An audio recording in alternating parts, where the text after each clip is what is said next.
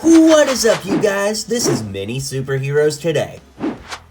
This video will contain spoilers for the second episode of Marvel's What If, so if you haven't seen it yet and you're concerned about spoilers, now's the time to turn around and head out. Man, what an awesome episode this was. We got to see T'Challa as Star-Lord. Who would have ever thought that could be a thing, and yet the episode was so awesome. In today's video, I'll be showing you how to build all of the main characters from this episode using 100% official LEGO parts and pieces. If you're into videos like this, like LEGO superheroes and customs, be sure to hit the subscribe button down below because I do videos like this on the channel just about every day. Now, let's dive into figuring out how to build all of these awesome new characters using 100% official LEGO parts and pieces. A Ravager never flies solo. So it only makes sense that we start off with T'Challa as Star-Lord, and this figure is from the LEGO Marvel collectible minifigure series line, which LEGO actually sent to me early, so thank you to them for that. But yeah, that allows me to make this super accurately. So I used everything from that figure, but I added the arms from the LEGO Batman movie Catwoman. That way there's just a little detail on there, but honestly, you don't even have to do that. My big recommendation would actually be to take the hair off too, and of course, slap the helmet on there because it looks really great as well. So yeah, that's the helmet from the CMF, and it really looks great. I'm a huge fan of... Here we have Korath, not an easy figure to make, but I did do a little different design from my Guardians of the Galaxy showcase a long time ago, so hopefully it gives you some options if you watch that video or this one, whatever the case may be. Anyways, the head is from one of the First Order troopers from LEGO Star Wars. This little shoulder piece here actually comes from a theme called Nexo Knights. I just think it looks very spacey and futuristic. The torso actually had some black hands on there to represent his gloves, but the torso is from Pirates of the Caribbean. I don't remember the character's name, just know it's from Pirates of the Caribbean. And then the legs come from LEGO Star Wars from one of the Imperial Gunner characters. Is that some kind of catchphrase? In this episode, we see several of the Sakarian soldiers, and they show up again for the first time since the first Guardians of the Galaxy movie. Anyways, I just used one of the minifigures of the Sakarian soldier from way back in 2014, and it's a cool enough figure. I mean, it's not anything like crazy awesome, but it does represent well, and even though it's maybe not 100% accurate to this episode, it's fine. I don't think anybody's gonna lose sleep over it. So here we have Yondu, a really great looking figure, and I just used the head, torso, and legs from Yondu from Guardians of the Galaxy 2. I put a red mohawk on there just because his mohawk in this is shorter than the prototype fin we see in Guardians Volume 2. Then my friend LEGO MC616 came up with this cool idea where you put a neck bracket on, then this little red clip into a lightsaber piece, a red cone, and then his arrow to make it look like he's whistling his arrow out in action. It's a really cool idea, so LEGO MC616, check him out over on Instagram. He's got lots of cool ideas like that. Pretty awesome to see Taserface return, and I just used the Taserface figure from Guardians of the Galaxy Volume 2. For some reason, I have his belt flipped around. I really can't remember why I ever would have done that, but anyways, yeah, it's a really nice figure, and pretty cool to see him again in the MCU. Here we have Kraglin, who is one of the Ravagers. Really cool. He's actually played by James Gunn's brother. How cool was that? Anyways, it's a pretty simple figure to build, and honestly, I think you could use any of the Ravager-style torsos for him. I just chose to use the Rocket Raccoon polybag torso because I had it laying around, but I gave him some spiky brown hair, the face from Star-Lord, ironically, but it's used on Hawkeye at one point, I believe, and actually, it's not Hawkeye, it's Bucky Barnes, Winter Soldier. Got that messed up. Anyways, I told you about the torso, put some tan hands on there, and then I put the classic 2014 style Guardians of the Galaxy legs on the figure. Not crazy, mad. Perhaps the craziest appearance in this episode, it literally made my jaw hit the floor, was Thanos as a Ravager, kind of as a good guy, and Josh Brolin voiced him. It was so cool.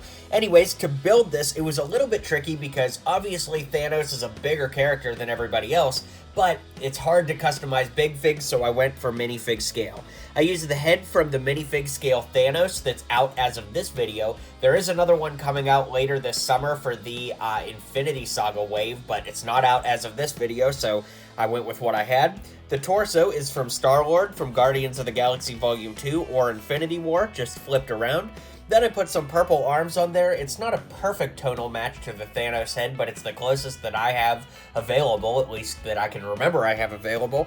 Then I used the legs from Star-Lord, which are the dual molded legs with red on top, black on bottom for the boots, and those came in the Guardians ship set from the Infinity Saga wave. You look terrible. I look great. It was pretty cool to see Drax as a bartender, and nice to know that his family survived in this timeline since Thanos didn't kill them. But anyways, I just used the regular old 2014 style of Drax because I think it represented his character pretty well for this episode. The big guy know you have this? Up next, I made Nebula in her silver sparkly dress. Now, unfortunately, I don't have any pieces that are silver and sparkly like that would work, so I just kind of went with this gray look, and it's actually the skirt and torso from Cho Chang. Just flip that torso around, put some blue legs and blue arms on there with the 2014 style Nebula head, and then I just threw some long blonde hair on there since in this timeline, she actually got to keep her hair, so yeah, pretty simple for this one. Speaking of Nebula, if you can't tell, we're going in chronological order of appearance for this video. Next, we see Nebula in her regular old outfit. So, I used the legs from Catwoman from the Lego Batman movie, second appearance of that character. We used the arms on T'Challa earlier. Put some blue arms on the classic Nebula torso from 2014, same head and same hair from before. Pretty simple, but it was really nice to see Nebula finally get to be happy, and, you know, she's really cool and she's a great leader in this episode. I really loved the character, and I really love seeing her get to thrive like this. As the characters bust into the Collector's collection, we get to see Proxima Midnight. She's the first one that we see, so I used the Infinity War version of the character. No upgrades, just pretty simple.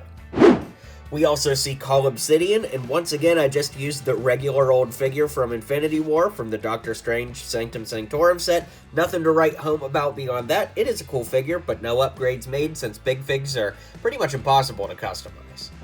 This episode did give us the return of Corvus Glaive as well. Really cool. I really loved his Infinity War figure. It's really good, and I think it's probably the best looking one of, this go. But anyways, I used these legs from the Shadow Trooper from LEGO Star Wars, and the rest of the figure is the regular old Corvus Glaive minifigure from the Infinity War line of sets. Up next, we have the Collector, a character that I really like from the movies and the comics and now the TV shows. So he actually kind of has like a big puffy red vest, or like kind of like a Hugh Hefner style overcoat. Never thought I'd bring him up on this channel, but anyways, to get that nice kind of puffy coat, I used the torso from the Christmas version of Darth Maul from the Advent calendars. Then I used the legs from Darth Vader so that it makes it look like the, whole cloak thing or bathrobe, whatever you want to call it, comes down onto his legs. The face is from the Grandmaster from Thor Ragnarok, since it kind of looks like the Collector, and the hair is just some swept back, square, boxed off white hair to round out the character. I still can't believe we got to see Howard the Duck in action in this episode. It's really, really crazy, but it was cool to see him. So to build Howard the Duck, I used this torso from the Clown from the LEGO Collectible Minifigure series, but this torso was also in the Build a Minifig station at the LEGO store at one point. He's got short red legs. I used the duck tail and head from one of the nephews from the LEGO Disney Collectible Minifigure Series 2, put some white hands on there, and I actually gave him the arms from Santa from the CMF just to add a little bit of white detail there to the character. Once again, I still can't believe we saw Howard the Duck live in action with multiple lines of dialogue in the MCU. Absolutely crazy. Ebony Maw gets a little screen time, so of course he should get a little screen time in this video. This is just the regular Ebony Maw figure from the Infinity War line of sets. No upgrades, no changes, and nothing to change up. The Collector goes OP at the end of this episode, so to do the battle version of the Collector, same head and hair from before. Then I used one of these little shoulder pieces here. It's a sword sheath, actually, from Ninjago, so that kind of helped add some shoulder armor to the character.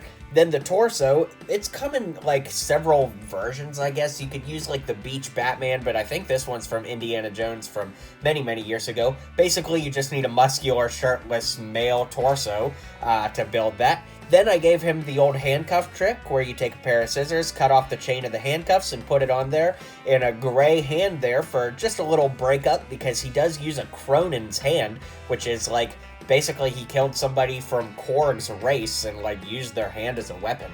Honestly, that's pretty crazy when you say it out loud. But the legs, of course, come from the Imperial Gunner. But for one extra thing you can add is if you take the hair off, you can put Hela's helmet on him because he does use that to summon some swords at one point. That was honestly pretty crazy, but yeah, really awesome to see.